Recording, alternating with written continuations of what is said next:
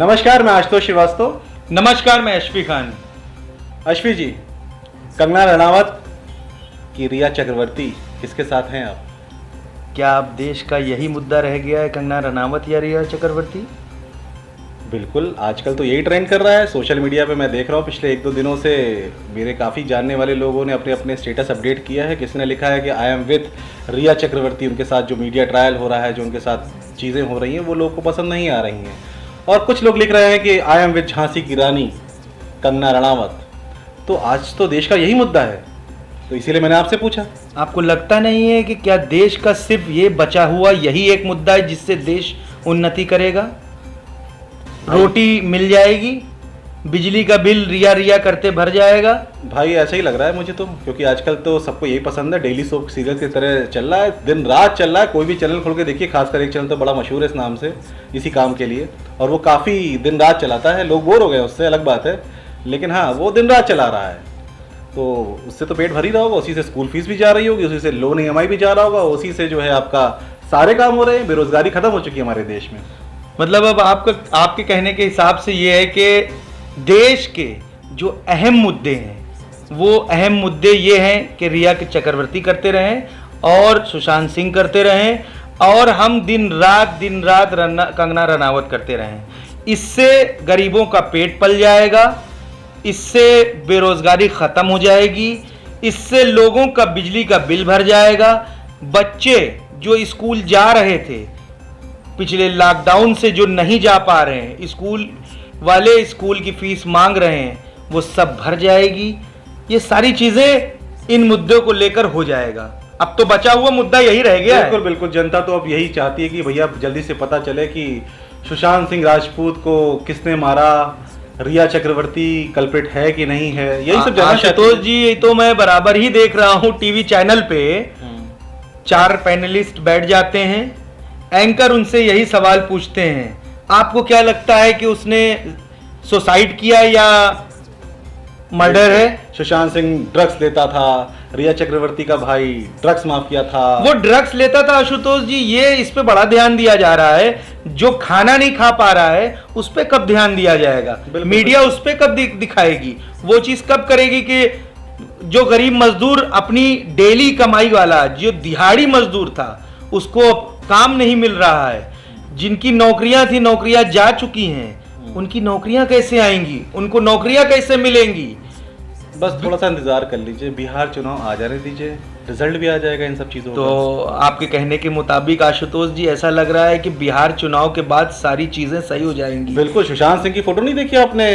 Party ने अपने लगा रखी है चुनाव के प्रचार के लिए। ये तो एजेंडा है उनका, ये तो उनकी पॉलिसी चलती चली आ रही है 2014 तो से। पब्लिक तो समझ रही है ना, पब्लिक समझ रही है कि एजेंडा है, लेकिन पब्लिक को यही पसंद है। पब्लिक को नहीं चाहिए स्कूल के बारे में बात करना, पब्लिक को बिल्कुल नहीं चाहिए। आशुतोष जी, आपके कहने के मुताबिक तो ये बिल्कुल ठीक है।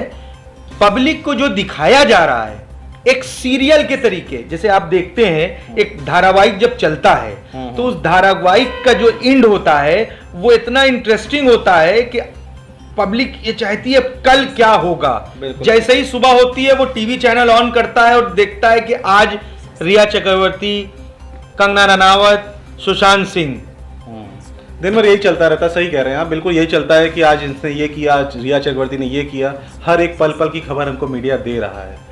तो अभी तो हम, ऐसा लगता है नहीं है कि महाराष्ट्र में जो शिवसेना की सरकार है, उनके जो शिवसेना से याद आया, अभी हमारे जो एक मीडिया चैनल के बहुत नामी रिपोर्टर हैं नाम के, वो चिल्ला चिल्ला के कह रहे थे आओ मेरे मैंने भी देखा, आओ, मैंने भी देखा। उन्होंने महाराष्ट्र पुलिस को भी बड़ा चैलेंज किया। जी जी जी। उन्होंने मैं बात करूंगा, ये क्या है? और ये तो ऐसा लग रहा है कि अच्छा पॉइंट है कि अगर आपको Y+ सिक्योरिटी चाहिए, जिसमें से 11-12 लोग आपको मिलते हैं कमांडो के साथ में, वो आज की डेट में सिक्योरिटी दी जा रही है।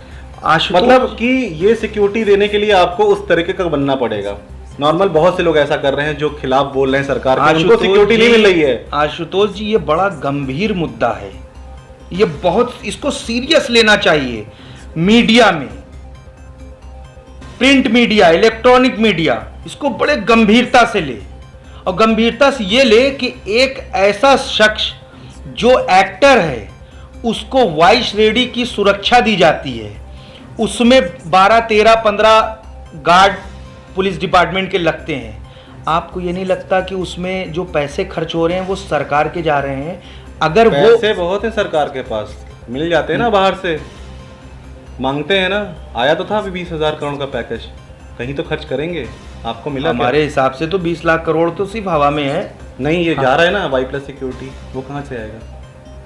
हम तो ये चाहते हैं कि ये सिक्योरिटी जो दिया जा रहा है और जो दिन रात डिबेट में पैनलिस्ट को बैठाल के चलाया जा रहा है, ये तो माइंड वॉश करा जा रहा है कि आप अहम मुद्दे से हटकर इनमें उलझे रहे। भाई पब्लिक ये समझ जाए तो बहुत अच्छा है। हम तो चाहते हैं पब्लिक की आंखें खुलें, इसी वजह से हम ये चर्चा कर रहे हैं। हमारा काम है बताना कि क्या गलत है, क्या सही। मीडिया का तो असल काम यही है जी, गलत को गलत कहना, सही को सही कहना। बिल्कुल। और जो असल मुद्दे हैं, असल मुद्दे बहुत ही नॉर्मल, जो कि बिजली का बिल, बिल्कुल। लॉकडाउन में दुकानें बंद थी, 4 महीना दुकानें बंद थी, 4 महीने से कोई इनकम नहीं आ रही है।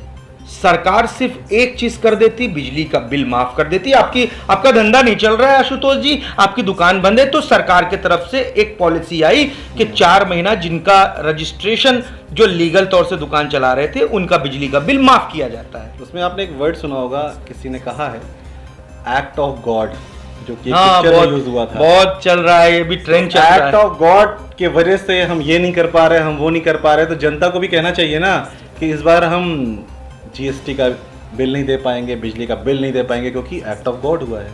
ये जो हुआ है कोरोना, ये एक्ट ऑफ गॉड है। तो जनता को भी तो शायद अधिकार है ना ऐसा कहने का कि इस बार हम नहीं कर पाएंगे, एक्ट ऑफ गॉड है।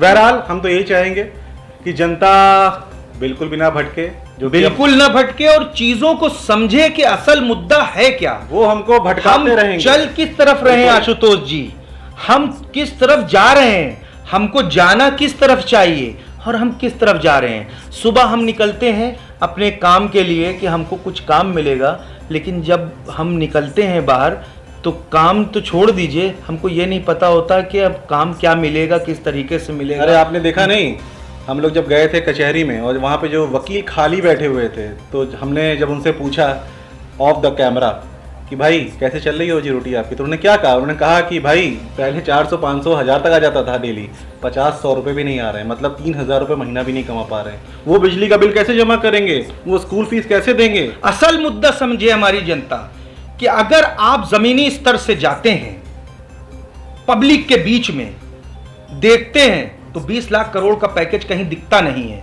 हम ये नहीं कह रहे हैं, सरकार हवा में जिस तरीके से बात कर रही है, जनता इस चीज को समझे, जनता इस चीज को समझे। मैं बार बार अपने चैनल के माध्यम से कहना, फल वालों का इंटरव्यू लिया, सब्जी वाले का इंटरव्यू लिया, हमने होटल वालों का इंटरव्यू लिया, कपड़े वालों का इंटरव्यू लिया। फल वाले से एक चीज याद आई, हमारे सामने का एक वाकया है।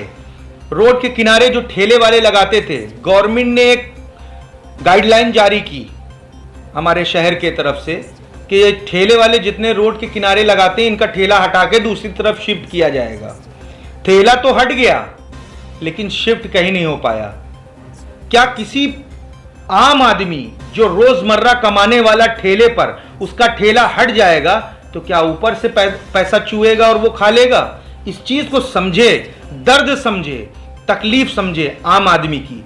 मीडिया जो है सिर्फ 4 पैनलिस्ट को बैठालकर अपने TRP बढ़ाने के लिए उंगली उठा उठा के, हाथ पटक पटक के, चिल्ला चिल्ला के सुशांत सुशांत, रिया रिया और कंगना रनावत यही कर रही है। क्या चाहती है सरकार ये तो नहीं पता, क्या दिखाया जा रहा है और पब्लिक क्या देख रही है आशुतोष जी, इस चीज को बड़ी गंभीरता से लेना चाहिए। और आवाज तो सभी उठाते हैं, लेकिन सच क्या है उसको जानना चाहिए, हमारी जनता को समझना चाहिए। इस चर्चा को हम आगे ख़त्म करते हैं और लास्ट में कहना चाहेंगे जनता से कि वो हमको भटकाते रहेंगे रिया चक्रवर्ती पे, कंगना रणावत पे, पर हमको अपने असल मुद्दों को नहीं छोड़ना है। असल मुद्दा क्या है?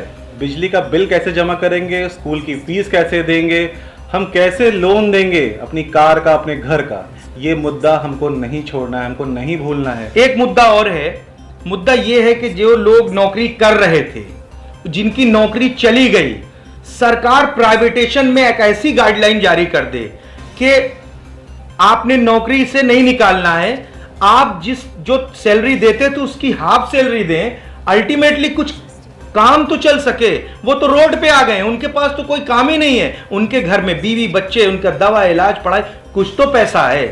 हम सिर्फ यही चाहते हैं आशुतोष जी, सरकार से कहने के लिए, बाकी आप अपने वक्तव्य के साथ इस डिबेट को खत्म कर दें। काफ़ी लोग इसके वजह से डिप्रेशन में चले जाएंगे, सुसाइड्स केस बढ़ जाएंगे।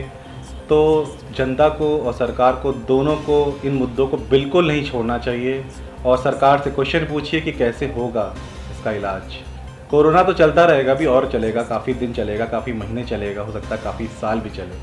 कोई दवाई तो अवेलेबल है नहीं उसकी, तो वो तो चलेगा, बट उससे ज़्यादा दिक्कत, उससे ज़्यादा मौतें इन सब वजहों से हो जाएंगी। इसी के साथ मैं इस चर्चा को विराम देता हूँ। मैं आशुतोष श्रीवास्तव, X24 न्यूज़ से, सत्यमेव जयते। नमस्कार, मैं अशफी खान, X24 न्यूज़, सत्यमेव जयते।